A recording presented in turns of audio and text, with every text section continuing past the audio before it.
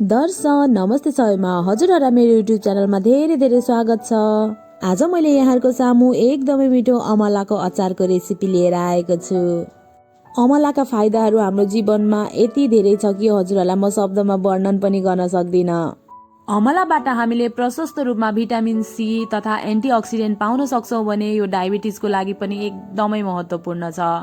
Video सुरु गर्नुभन्दा पहिला यदि मेरो च्यानलमा नयाँ हुनुहुन्छ भने च्यानललाई सब्स्क्राइब गरेर भिडियोलाई लाइक गर्न भने अवश्य नबिर्सिनुहोला र हजुरहरूले पनि एकचोटि यो अचार बनाएर ट्राई गर्नुहोला। यो एकदमै मिठो हुन्छ। ल सुरु गरौँ अमलाको अचार बनाउन। त्यसको लागि मैले यहाँ करिब 1 केजी जति अमलालाई लिएको छु। हजुरहरूले आवश्यकता अनुसार लिनुहोला। मैले चाहिँ यसलाई मजाले धोएर पखालेर अनि सफा गरेर लिएको छु। यो चाहिँ लोकल अमला हो, घरमै फलेको अमला लिएको छु मैले चाहिँ। हजुरहरूले देख्न सक्नुहुन्छ यसलाई चाहिँ मजाले पखालेर सफा गरेर लिएको छु। अब यो सबै अमलालाई चाहिँ एउटा प्रेसर कुकरमा राखिदिउँ। हजुरहरूलाई थाहा छ अमलाले चाहिँ हामीलाई क्यान्सर जस्तो घातक रोगसँग लड्न पनि धेरै मद्दत गर्छ। यसमा चाहिँ धेरै फाइदाहरू अथवा भनौँ हाम्रो शरीरलाई चाहिने धेरै औषधीय गुणहरू लुकेको हुन्छ। ल मैले सबै अमलालाई प्रेसर कुकरमा राखिसकेको छु। अब म यसमा 1 ग्लास जति पानीलाई राख्दैछु। धेरै पानी राख्नु पर्दैन, अलिकति राख्नुहोला। 1 गिलास जस्तो राखेको छु मैले चाहिँ। यतिको राखिसकेपछि अब यसलाई चाहिँ बिर्को लगाइदिनु होला। अब यसलाई ग्यासमा हाई फ्लेममा 1 सिटी लाग्नको लागि हामी राखिदिउँ। धेरै सिटी लाउनु पर्दैन, मात्र 1 सिटी लगाउनु होला, नभए यो धेरै फ्यात्त पर्छ।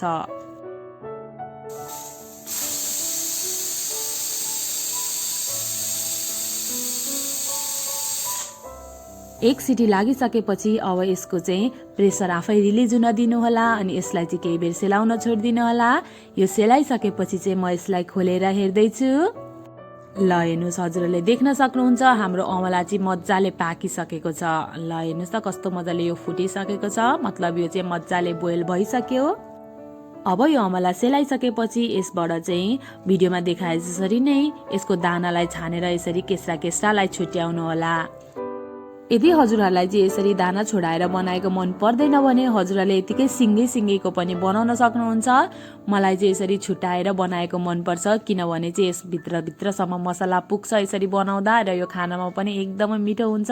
मैले चाहिँ खट्टी मिठी स्टाइलको बनाउँदैछु, त्यही भएर म चाहिँ सबै दानालाई छुट्याएर यसरी केस्रा छोडाएर एउटा प्लेटमा राख्दैछु। सबै अमलालाई हामी यसरी छोडाएर सकौँ।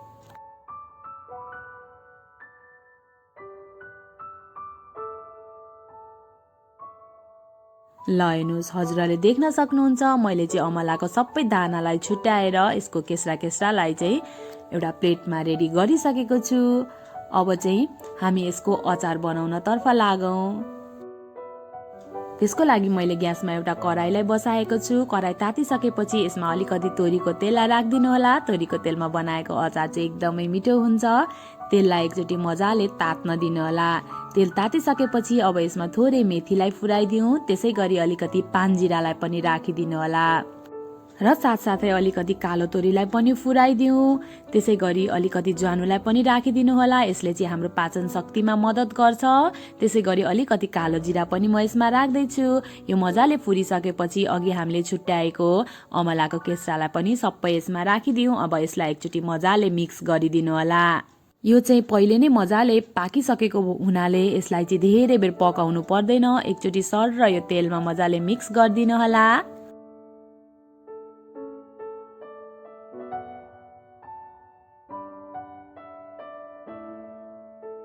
एकचोटि मजाले मिक्स गरिसकेपछि अब यसमा अलिकति बेसार, त्यसै गरी अलिकति स्वाद अनुसार सादा नुन अनि अलिकति बिरे नुन पनि राखिदिनु होला। त्यसै गरी अलिकति रातो खोर्सानीको धुलो अनि अलिकति जिरा धनियाँको धुलो, त्यसै गरी थोरै चाट मसलालाई पनि राखेर एकचोटि मजाले यसलाई चलाइदिनु होला। मिडियम फ्लेममा केही बेर यो मसला भुट्टिउन्जेल हल्का यसलाई भुट्नु होला। अमलामा प्रशस्त रूपमा चाहिँ हामीले औषधीय गुण पाउने भएको हुनाले यसलाई हजुरहरूले विभिन्न रूपमा सेवन गर्न सक्नुहुन्छ। यसको जुस बनाएर पनि लिन सक्नुहुन्छ भने यसलाई काँचै पनि खान सक्नुहुन्छ। तर अमलाको चाहिँ सेवन गर्नु होला भन्न चाहन्छु। यसले चाहिँ हाम्रो शरीरलाई धेरै फाइदा पुर्याउँछ। यसलाई केही बेर भुटिसकेपछि अब म यसमा अलिकति सक्खरलाई राख्दैछु। यदि हजुरहरूसँग सक्खर छैन भने हजुरहरूले चिनी पनि राख्न सक्नुहुन्छ। स्वादमा केही डिफरेन्स हुँदैन, एकदमै मिठो हुन्छ। हजुरहरूले चाहिँ जतिको अमला लिनुभएको छ त्यति नै सक्खर लिनुहोला। अमला र सक्खरको क्वान्टिटी बराबरी गर्नुहोला र यदि हजुरहरूलाई अझै ज्यादा गुलियो मनपर्छ भने सक्खरको क्वान्टिटी बढाउन पनि सक्नुहुन्छ। आफूलाई कतिको गुलियो मनपर्छ त्यही अनुसारले घटबढ गर्नुहोला। ल हेर्नुहोस्, अब यो सक्खर चाहिँ मजाले पग्लिन्जेलसम्म यसलाई हामी मिडियम फ्लेममा चलाइ पकाऊ। धेरै हाई फ्लेममा नपकाउनु होला, किनभने सक्खर राखिसकेपछि हाम्रो सक्खर चाहिँ डढ्न सक्छ। त्यही भएर मिडियम फ्लेममा यसलाई मजाले चलाइ हजुरहरूले पकाउनु होला। यो सक्खर चाहिँ पग्लिसकेपछि ग्रेभी जस्तै हाम्रो खट्टी मिठी अचार बनेर तयार हुन्छ। ल हेर्नुहोस्, हजुरहरूले देख्न सक्नुहुन्छ हाम्रो अमलाको खट्टी मिठी अचार चाहिँ बनेर लगभग तयार भइसकेको छ। यसको कलर पनि मजाले चेन्ज भइसकेको छ। ल हेर्नुहोस् त कस्तो यम्मी देखेको छ। कुरामा हाम्रो अमलाको खट्टी मिठी अचार चाहिँ बनेर पनि तयार भइसकेको छ। यसलाई हामी सर्भ गर्नतर्फ लागौँ। हजुरहरू पनि एकचोटि यसरी नै अमलाको खट्टी मिठी अचार बनाएर अवश्य ट्राई गर्नुहोला। यो खानामा पनि उत्तिकै मिठो हुनेछ। र कस्तो लाग्छ मेरो भिडियोमा आएर कमेन्ट गर्न पनि नबिर्सिनुहोला। यसरी बनाएको अमलाको अचारलाई चाहिँ हजुरहरूले एउटा एयरटाइट कन्टेनरमा स्टोर गरेर चाहिँ 10-15 दिनसम्म आरामले खान सक्नुहुन्छ। एकचोटि बनाएर अवश्य ट्राई गर्नुहोला। र मेरो भिडियो कस्तो लाग्छ यदि मनपर्छ भने भिडियोलाई लाइक गरेर च्यानललाई सब्सक्राइब गर्न भने अवश्य नबिर्सिनुहोला। फेरि यस्तै नयाँ भिडियो लिएर आउने नै छु। त्यतिन्जेलसम्मको लागि बाई। हजुरहरूको दिन शुभ बितोस्।